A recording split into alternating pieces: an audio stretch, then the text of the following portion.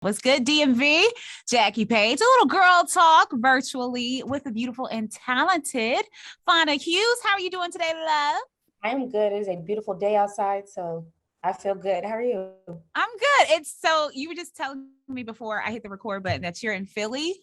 It's a little cloudy down here, so Yeah, I'm a little jealous. cloudy, but like the temperature is Oh good. yeah, So, yeah, temperature is really good. You'll actually be here in the DMV um this weekend to do some performing. But before we get to your performance this weekend, let's talk about this project you just dropped. Flora plus Fauna is out.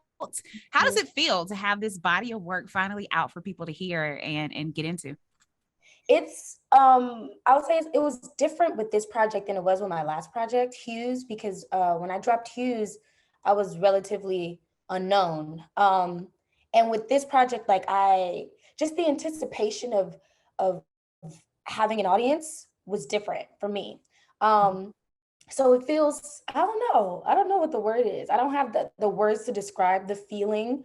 Um, but the anticipation and like the build up to it was like so big for me. It's just a release. That is like Yeah, the best way to describe it. yeah. Favorite song on the project to perform? Favorite song right now to perform is Wild Horses for me. Why Wild Horses? Mhm. I don't know. I feel like Wild Horses was it was a single Okay. before the project came out. So like the Wild Horses came out and then I had like a little time when the actual project came out. And so like I kind of forgot about Wild Horses and the performances just gives it like new life for me. So right now it's like my favorite one. So let's talk about Bad Bad. It is out. Video is out. Definitely a dope song. Where did the inspiration for this come from?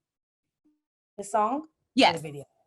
Okay, so for the song, I mean, I was just feeling myself, which I don't do enough in the studio. Like sometimes when I'm writing a lot of the times when I'm writing my music, I write from like a place of pain. But with Bad Bad, I was really just like in my bag and like feeling myself. So that's where it came from. And since you brought it up, let's talk about the inspiration for the video because it is giving what it needs to give. Okay. Okay, okay. I love when like I get the confirmation that like it's coming No, across, you the know? video is dope. I must say, I've watched it a few times. I'm like, oh my gosh, this is so amazing. Like, no, it's dope. Well, I've been working with this filmmaker. His name is Philip Humans.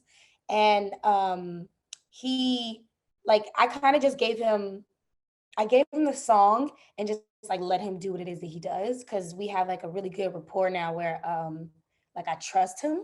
So we would have to ask Philip where the inspiration came from for the video. But like as soon as he sent me like the treatment and like I could see the vision, it was just clear and it was like this is exactly what it needs to be, you know?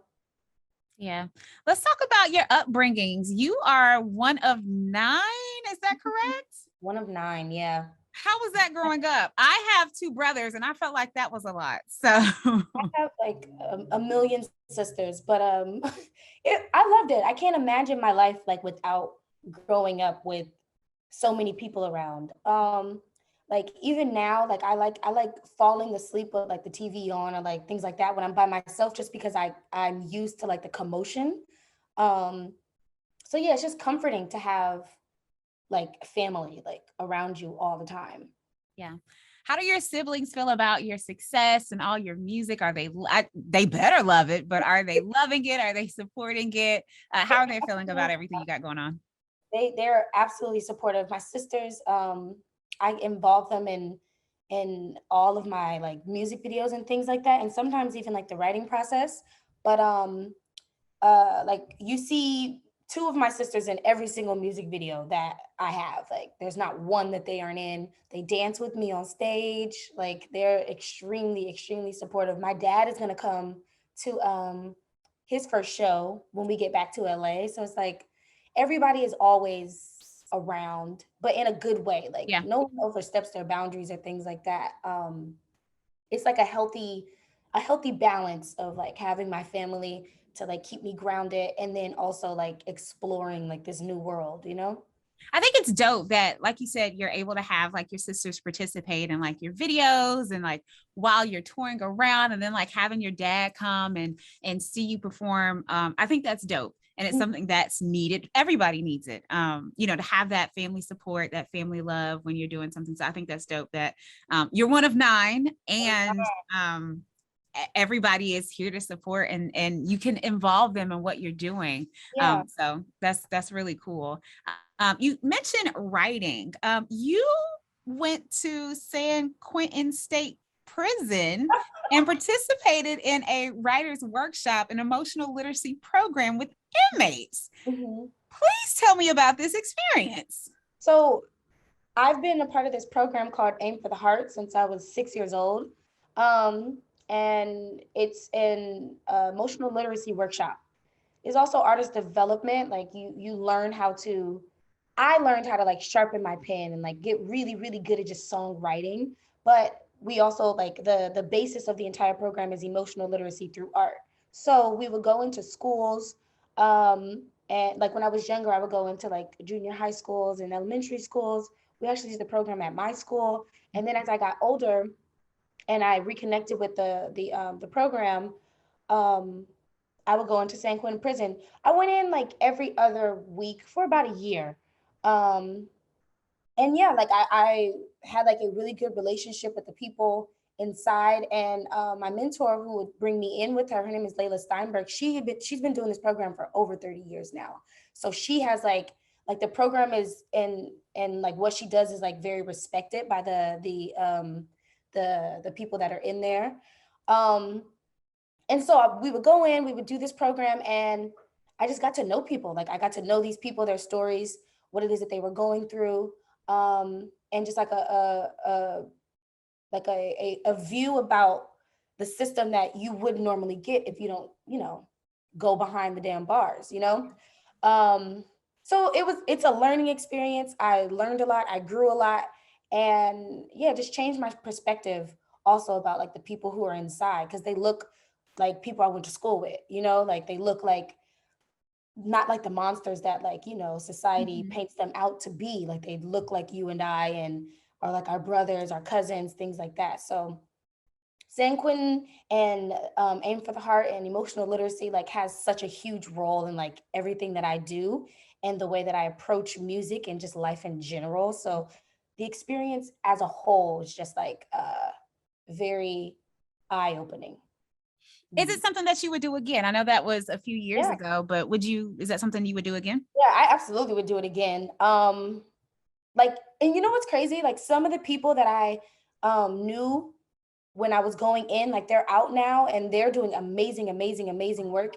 And I definitely need to make more time to get back into my social justice and my emotional literacy work because it is very important. And at the beginning and the end of the day, it's like the reason that I got into music is to process my own emotions. So I need to get back into it to help other people process their emotions in a Yeah. healthy I just thought that was crazy. I'm like, hold on, a whole entire way. writing program in San Quentin? Like, how did that work out? But now that you're saying it, it all makes sense. I was Yeah, like, it makes sense. It really does. Like everything's cohesive. yeah. Yeah. You were quoted saying, I've been learning that in order to be of service in any type of way, I need to be sound, I need to be solid. Only caring for ourselves can we sustain the work of caring for others. Talk about this and the growth period that you're in right now, because in a lot of the articles that you've done recently, a lot of the interviews that you've done, you have talked about, a growth period that you're in right now. So talk about that in your growth period right now.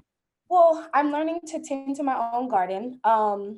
I'm learning that like self-preservation isn't a selfish thing if like if I'm doing it with the guise of like being of service. And I think that it comes from me having such a large family and just like being in a unit, like having that mentality of being in a unit and moving as a unit but also taking care of me at the same time.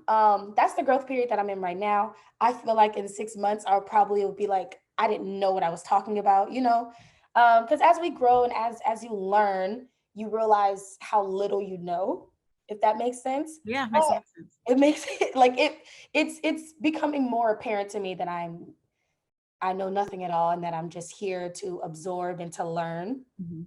But that's the growth period that I'm in right now. Like I'm in I'm making sure that I'm good and I'm sound and I'm solid, so that like when I open my mouth and I say things and when I interact with people, I'm not just doing it to just do something and Yeah. just to hear myself talk. Like I actually am being of service to people and to myself and to the world. That's where I'm at. But I also feel like there's still so much more to learn and to grow. So I'm currently like being a student to life. I feel like we all are every single day. There's something new to learn. There's something new to take in. So I completely agree with you. Every day there's a season of growth that's happening. So no, I get it 110%. If there's somebody watching right now and they're trying to get into this period of growth and they just kind of feel stuck, you're in a period of growth. What advice would you give them as far as like kind of moving into into a growth season of their life so they can learn and explore? What is the best piece of advice? Again, I feel like I don't know anything. So I don't know. Best piece of advice. I would say to just to listen, like listen to the people that you respect and that have like proven to be like sound individuals in your life, you know? Sometimes I feel like we like being impressionable can be dangerous, but if it's like somebody who has proven like their respect for you and like their, I don't want to say like the word like their wisdom, but you know, like if it's somebody that you have seen be a solid individual, just sit and listen. Like I love the idea of like sitting at the feet of our ancestors and just like, or not our ancestors, our elders, and like learning from them. I feel like that's where I can do the most growth. Listening to those who are older than me and who have lived a little more than I have, and then just applying the things that they have to my own life. So yeah, just sit and be a student. That's like the best piece of advice to those who deserve to be listened to, though. Because And that's real advice. Then yeah, that's dope advice. Sit and listen. Something we can all take and do mhm, every single day is sit and listen, especially to our elders because they have been through a lot and can yeah. give some great wisdom.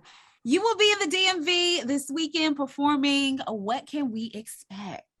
I love performing so much. It's my favorite thing. So expect my all, okay? Like I never like go on a stage and just thinking like, oh, like even now I'm a supporting act right now, but I don't think about it like that. Like I just think about it as like I am going on stage to give a good show and like leave everything on that stage. So expect a full show. Ravina is amazing as well. Like I'm so happy that I'm on this tour with her and like I get to to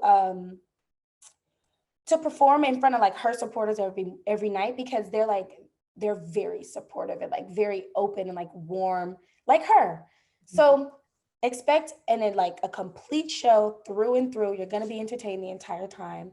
And I hope that like I don't know, I hope that the DMV like really likes me and invites me back, okay? That's what I Let's hope. be clear. Okay. The DMV will love you. The DMV loves you, and you will be back. I said what I said. Okay. If people want to find you on social media, they want to get into the music, where can they do that at? You can search me Fana Hughes, FANAHUES, on all social platforms. Yeah, Flora and Fauna is out right now. Please watch my music videos. Just consume all the things I'm putting out, Yeah, because I like the intention is in everything that I do. So yeah, we most definitely will. We cannot wait to see you this weekend. Thank you so much for popping into this virtual edition of Girl Talk. And like I said, we'll see you this weekend. thank you. See you, girl.